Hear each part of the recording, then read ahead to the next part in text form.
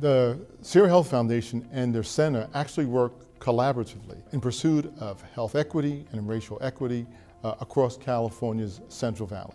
It is designed to kind of aggregate funding, human capital, intelligence, and to combine that with the power of community to really push for changes and improvements in health across many of the most marginalized communities in our region. Now, our orientation over the past 7 or 8 years has been around the social determinants of health. And embedded in that particular framework is our belief and pursuit of health equity and racial equity. We know that health is about more than just your access to clinical care, and we know that race and place has a huge impact on what your health outcomes are likely to be. We are always working in partnership with community. Some of the extraordinary partnerships that we're part of here at the Sierra Health Foundation and at the Center at Sierra Health would be California Funders for Boys and Men of Color, 18 foundations working to improve the economic, social, and physical health of that population across the state of California. Another example would be the San Joaquin Valley Health Fund. 90 organizations who've created their own policy framework for change. Our work around a positive youth justice initiative, where we're using the best of brain science to understand how to transform a system that's been largely focused on punishment to one that's focused on the healthy development of young people. We knew that the future of Stockton is related to the future of California.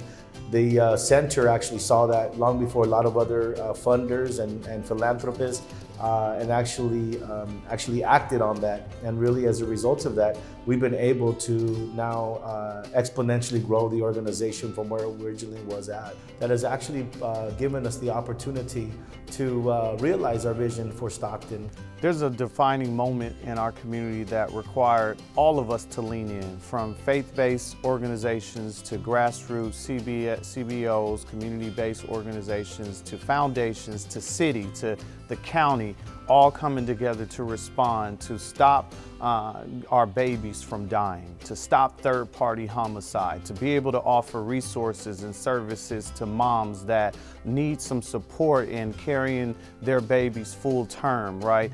And the Black Child Legacy campaign is a result of that multi-sector collaboration built to save lives.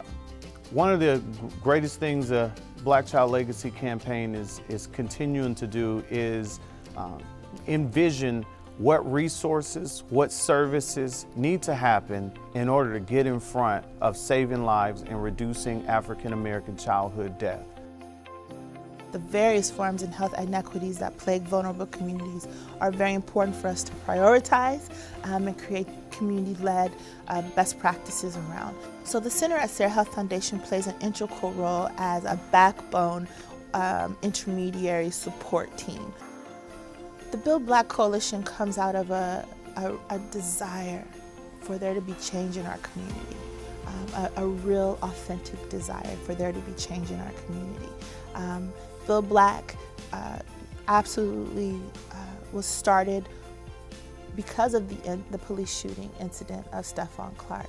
And it will continue to live on because there are many, many more incidents like that that need both attention, time, and a strategy to bring people out of that level of trauma. And if we can do those things, that we can instill strategies to help people tap into that, see themselves in that, and build a stronger community, then Build Black would have done exactly what it was supposed to do. You know, I think that the center's role has been so important beyond the actual investment, the financial investment. Really, the opportunity to grow, I've become part of the family, if you will, and they become part of our family.